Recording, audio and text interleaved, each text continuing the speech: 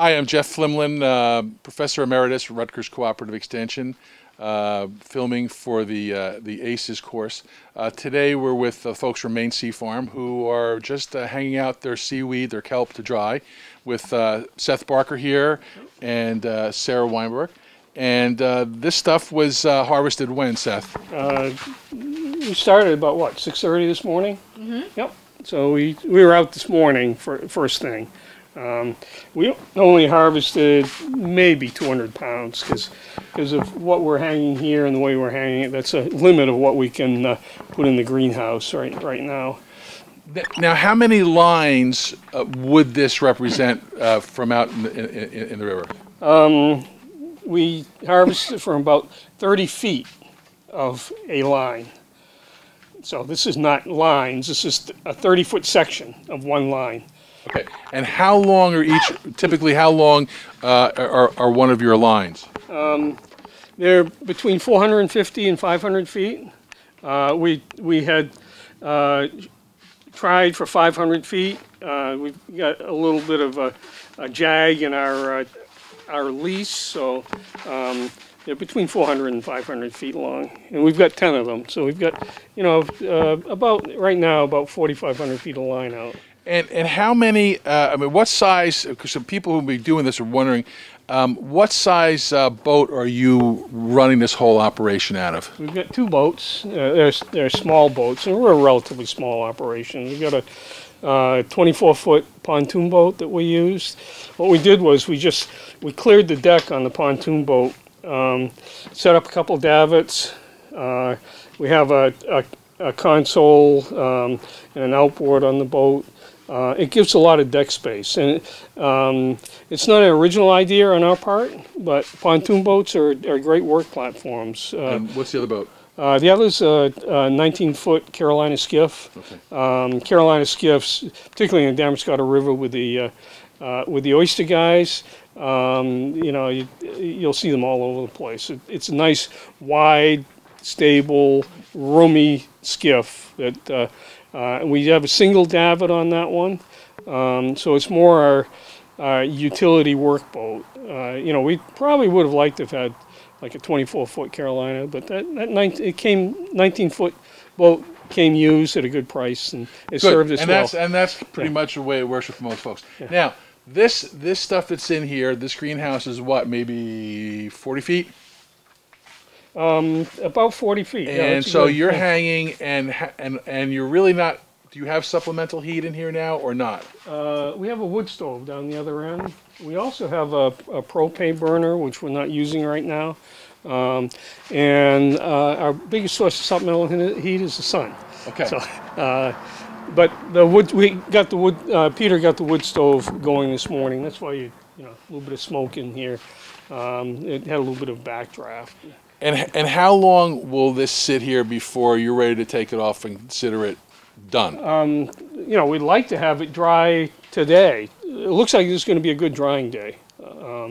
We did this Thursday, and it went into a second day on Thursday. You know, Thursday last week. So it all depends on the drying conditions, how much heat we can get out of the sun, whether we really put a lot in terms of using the wood stove and propane.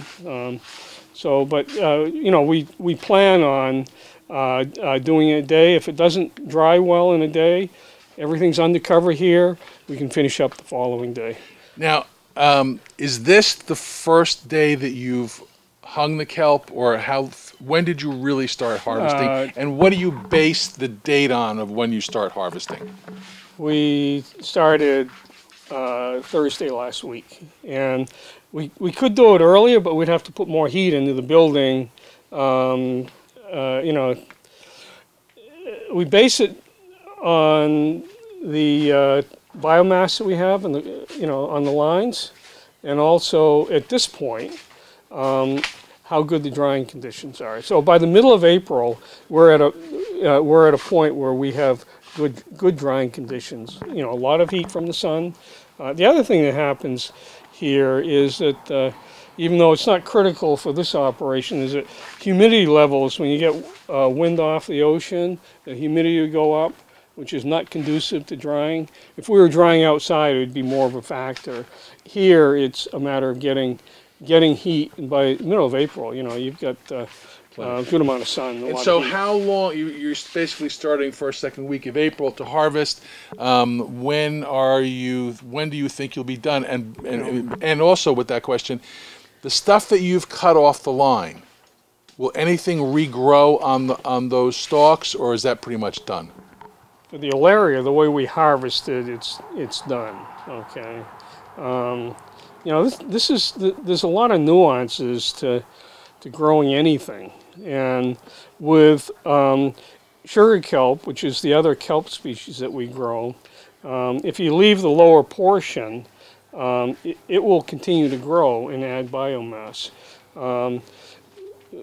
We've done a couple years of harvesting for fresh sales, small quantities, direct sales to restaurants, and we've tried some of that selective harvesting, leaving, it's called a meristem, that active growth area, and we find that yes, we do, get additional growth, but we're not sure that it really is profitable to do that kind of selective harvest. This kind of harvesting we're just, and this particular species, we're just cutting off at the stipe level, and so there's no regrowth. So right now we've got over the last week and this week, we've only done about 50 feet of line, but it's 50 feet of bare line. So. All right, so now you said you had a lot out there still.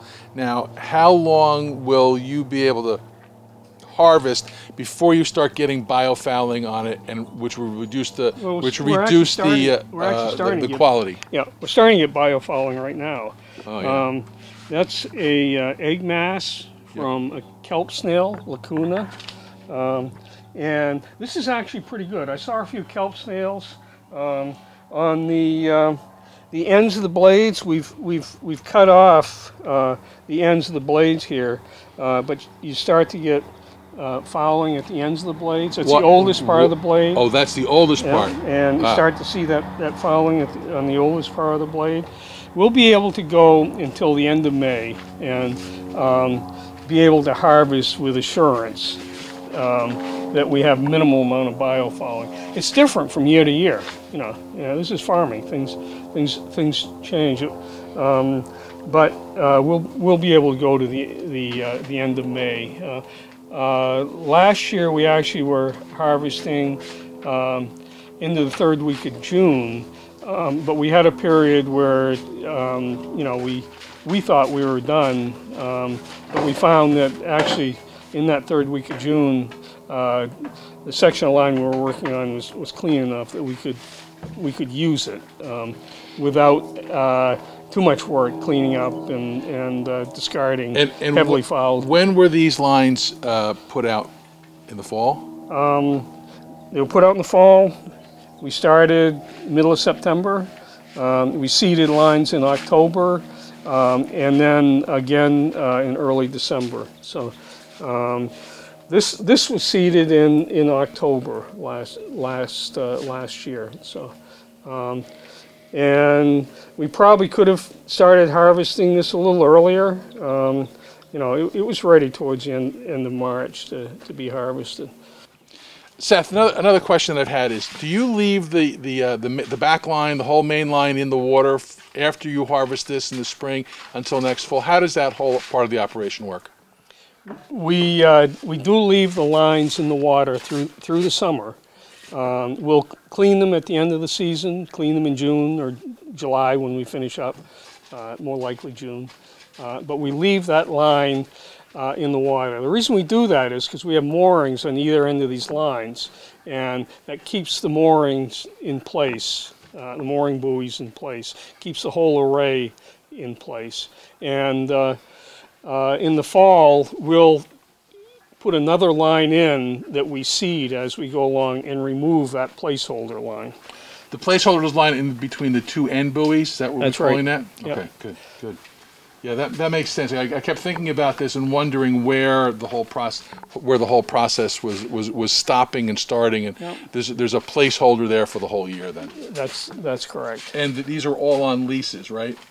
Yes, this is all on leases. In the state of Maine, in order to do any activity like this, it needs to be a lease or a permit. There's a small quasi-lease called LPA, Limited Purpose Agriculture, which is a permit rather than a lease. But yes, it all has to be done on a lease issued by Maine Department of Marine Resources. Now we're talking with Peter Fisher, the other partner in May Sea Farms.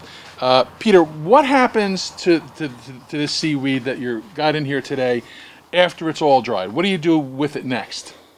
Well, we actually store it upstairs in my barn, which is a good storage space, and we've had looked at by the food safety authorities in Maine, and they're okay with it. And then we look for market. And as far as markets go, I know that's a question you did want to, something you did want to talk about. The markets, it's in a very early stage yet, and the markets are really just forming. But I can see this year, because this is harvest season, so this is when now everybody's going, oh, what are we going to do with this stuff? That there seems to be more interest, and and consequently more interest may mean more orders. So what's the product form that this becomes? Well, this becomes dried, and in this case, this is Alaria or winged kelp, and there is some market for. Well, of course, traditionally, that's the traditional market really in the U.S. Most people, who buy seaweed buy it dried, so it's not like a new form or anything. It's actually probably the oldest form. So we need to find market that's willing to pay for organically certified, Maine-grown, sustainably aquacultured seaweeds. So are these sold in retail packages? Are these sold for food service? Are they sold wholesale to other packers? Or how do you do that? Well, to answer the question generally, it would be yes to all of those. But I think more particularly on the dried, retail packages and people who are going to use it to further process something As an ingredient in another recipe? Yes. Okay. Yes. Okay. And we're working on developing a retail product with the dried. Something that we think will would work out in the marketplace. And it's edible just like this, right? Yes. All right. Well, Yes. I mean, really. Let's give it a taste trial here. Let's both do it. It's nice. It's got a lovely little flavor. There's a saltiness to it. As the oyster people would say, it has its own merwa. It's good stuff. Thanks.